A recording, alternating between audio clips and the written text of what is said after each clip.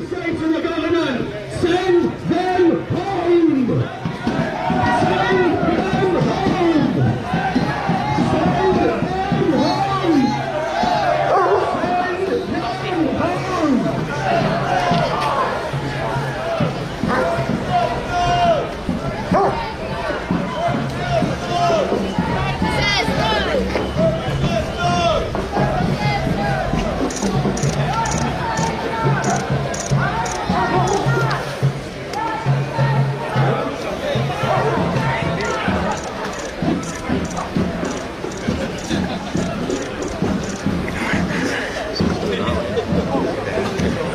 You're following them then? Oh, we're going the long way. Okay, mate, I'll see you there.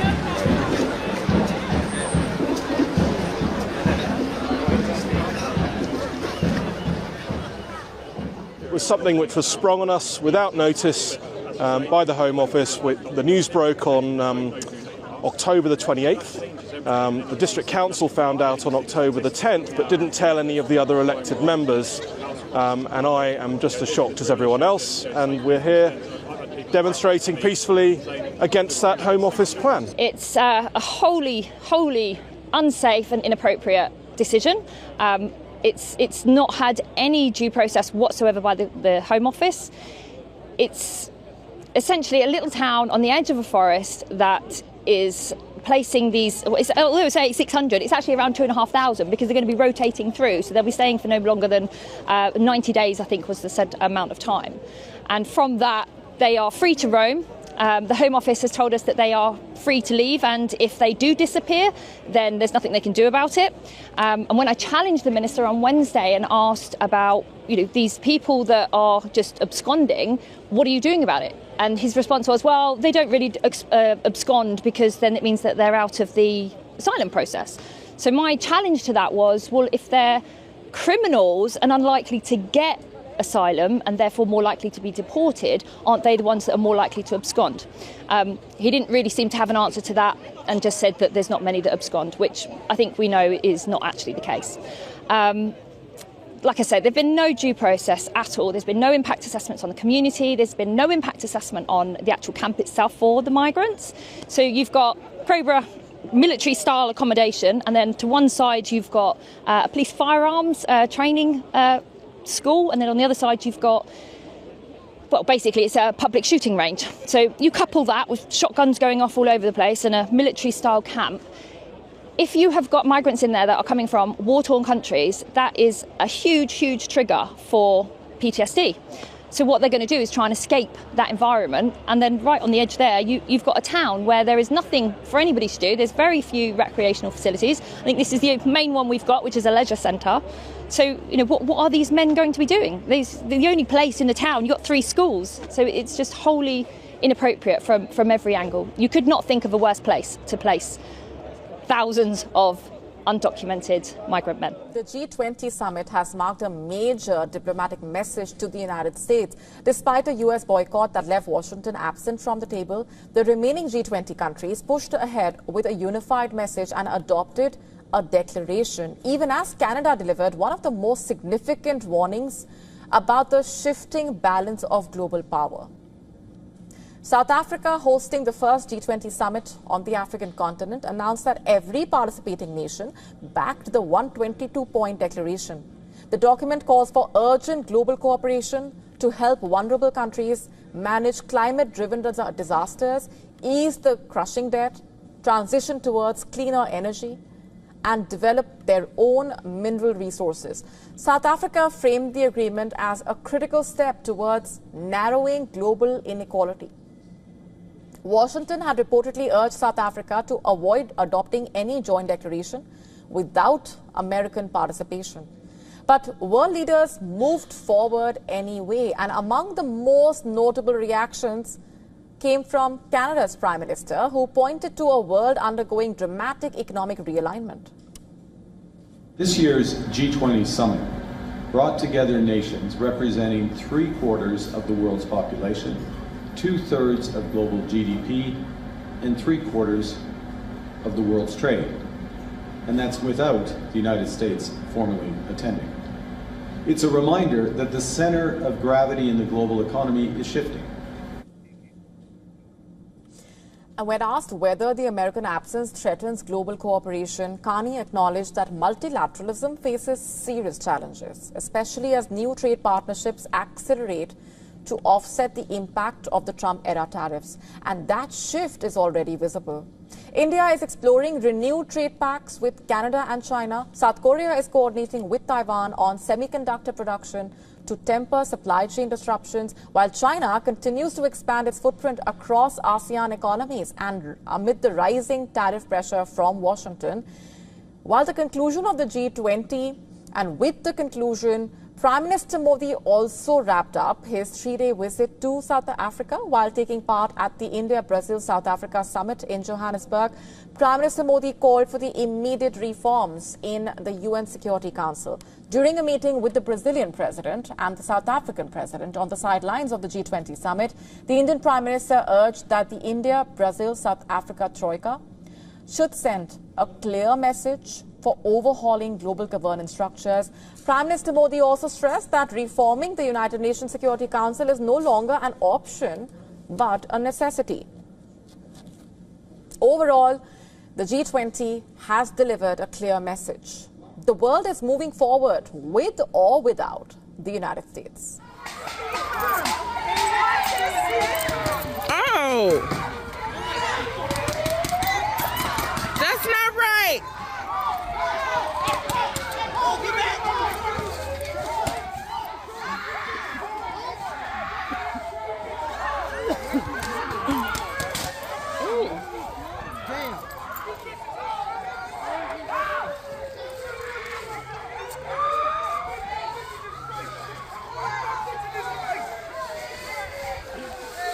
Oh my God.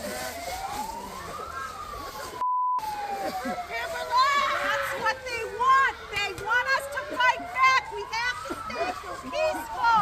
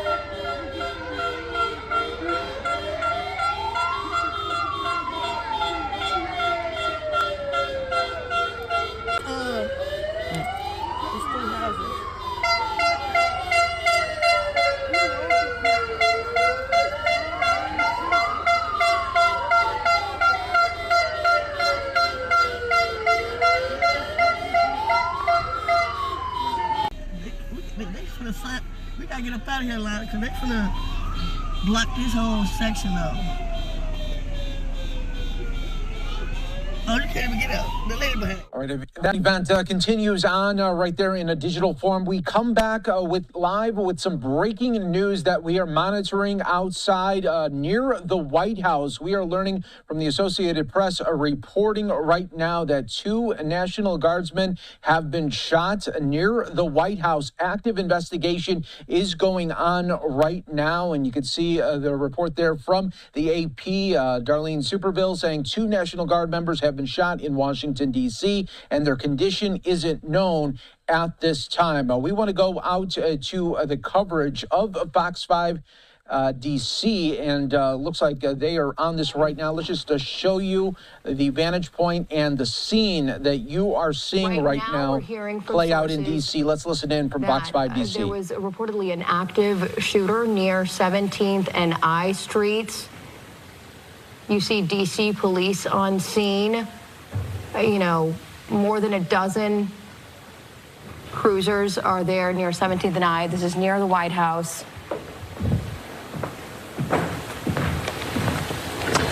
Yeah, so Homa, the National Guard, as we know, they have been stationed across the city with mainly a support role for that federal surge that President Trump put into effect over the summer. But we have also seen a scaling back. We have also seen legal challenges to it. We know that some were supposed to be sent home. There was a recent ruling that the Guard was here illegally, but there was a 3-week wait for the Trump administration to be able to challenge that. So still a lot of people stationed here from not just here in D.C. as well, but also Guard members from Ohio, Louisiana, Tennessee, West Virginia as well. And if you've been in D.C., in and around the district, any time in the last few months, you have seen them. They are at metro stops. They are at the National Mall. They have been walking all around city streets. Chris, like you said, they have been starting to dwindle their numbers down. We also remember there was a debate over whether or not they would be armed when they were on the street, whether they would be carrying weapons with them. So that is probably one of the major questions here, too, is whether or not, if this was a random attack, if they were armed and able to even defend themselves. And, you know, right now, MPD saying that they're on scene. It's an active shooting, 17th and I Street. They're asking people avoid the area. They're shutting down streets. It appears that the White House area around the White House may be locked down. Yemisi, you know, you are in and around the White House so often. When something like this happens, we know they're the most well-trained people in the world around that building. Right. So we know that Secret Service immediately responded to it. And I'm sure that East Exec and West Exec and the road that divides the White House and the Treasury building, remember, there are employees probably at the Department of Treasury right now that are under lockdown as well. It's good to know for the viewers that the president and the First Lady both left yesterday to Florida for Thanksgiving. So we know that the president isn't in the White House at this time. I'm sure that there are still senior advisors and maybe even some folks over at Treasury that are still in on Wednesday. If I was at the White House, I would still be working at this Wednesday and will probably be not allowed to exit until it's given the all clear, which from the looks of it is going to take a long time to figure this out.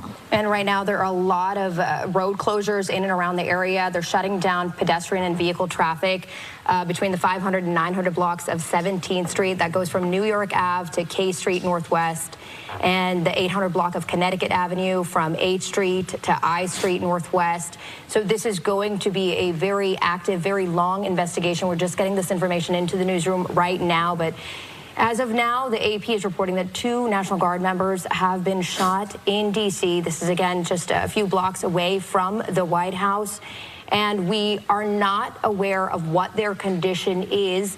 But initially, sources are telling us that there was an active shooter in the area of 17th and I Street.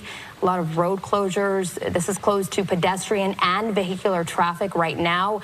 You know, a lot of people are already off for the Thanksgiving holiday in downtown D.C., so many people not at their office jobs today, so it may be a little less of an inconvenience to people when it comes to traffic in that area, but it's likely that the area around the White House will be locked down. We do not know right now if there is a suspect in custody or the condition of the 2 National Guard members who have reportedly been shot in D.C. You're looking at Skyfox live pictures over the area of 17th and I Streets right now.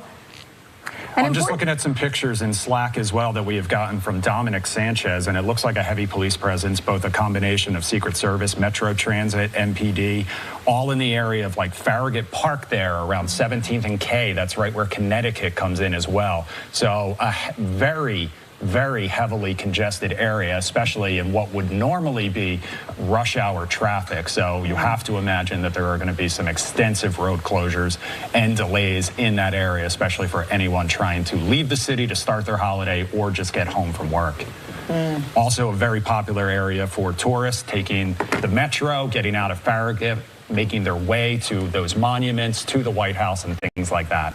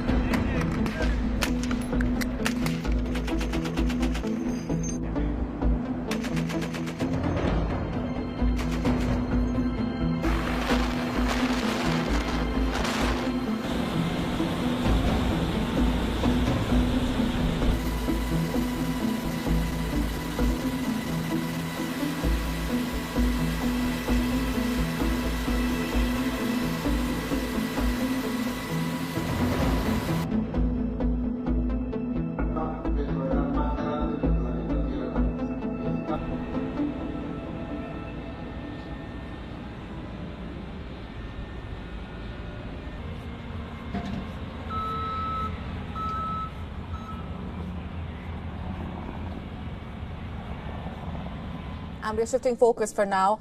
Japan is accelerating its military plans near Taiwan, and China is furious, to say the least.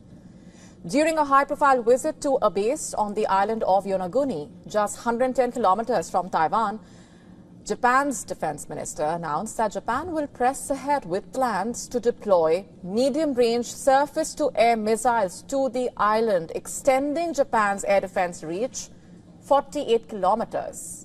Koizumi says the deployment is not about escalating ties or escalating tensions, beg your pardon, but preventing an attack. Listen to this.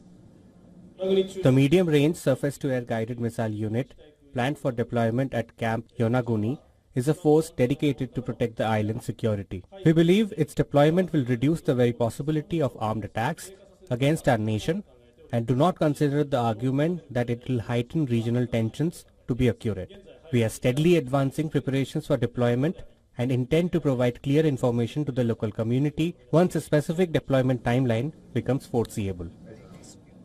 Now, this plan to station the medium-range surface-to-air missiles on Yonaguni comes as part of a broader military build-up on its southern island chain. And the moves also reflecting Tokyo's concerns about China's growing military power and the potential for a clash over Taiwan. In fact, Koizumi, who took over as defense minister last month itself, said that the ministry was still working on the plan and would share details with the local government and the people of Yonaguni when the details are finalized. Before arriving there, the minister visited bases on the islands of Ishigaki and Miyako. The Ishigaki base is equipped with anti-ship missiles, while Miyako is a hub for air surveillance and other military facilities, including ammunition storage. Japan and the United States also have major bases on the larger island of Okinawa, further to the east. Yonaguni, which is a popular tourist retreat, including for scuba divers, has itself become a frontline outpost. It houses a surveillance radar, and since 2024, an electronic warfare unit capable of jamming enemy communications and guidance systems. In fact, just weeks ago, the U.S. military tested logistics routes to move supplies from Okinawa to Yonaguni in a dry run for setting up a forward operating base in a crisis. In a meeting with the mayor of Yonaguni, Koizumi said Japan has to build up its deterrence by increasing its own capabilities and deepening ties with the U.S. military. And Tokyo says the move is meant to prevent war, but China calls it a provocation. Japan's deployment of offensive weapons on the southwestern islands adjacent to Taiwan is a deliberate attempt to create regional tension and provoke military confrontation. Coupled with Prime Minister Sanae Takaichi's erroneous remarks on Taiwan, this trend is extremely dangerous and warrants high vigilance from neighboring countries and the international community.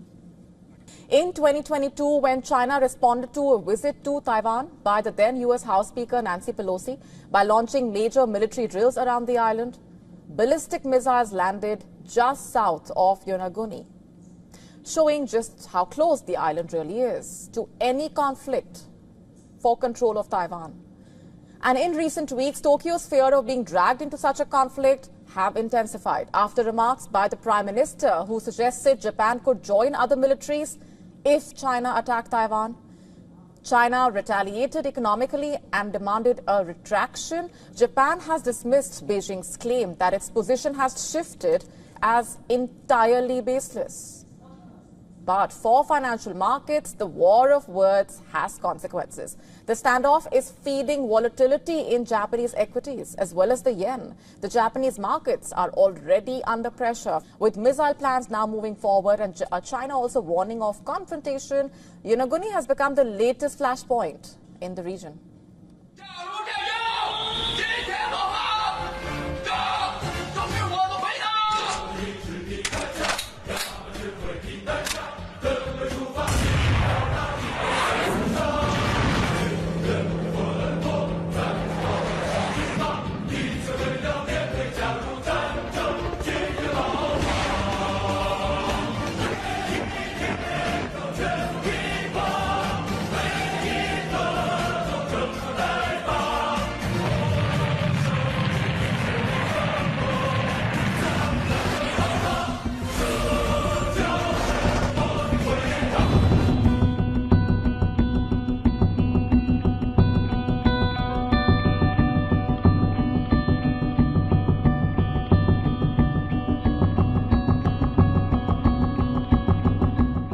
日方在与中国台湾邻近的西南诸岛部署进攻性武器，刻意制造地区紧张，挑动军事对立。日本右翼势力正在极力突破和平宪法的束缚，在穷兵黩武的道路上越走越远，把日本和地区引向灾祸。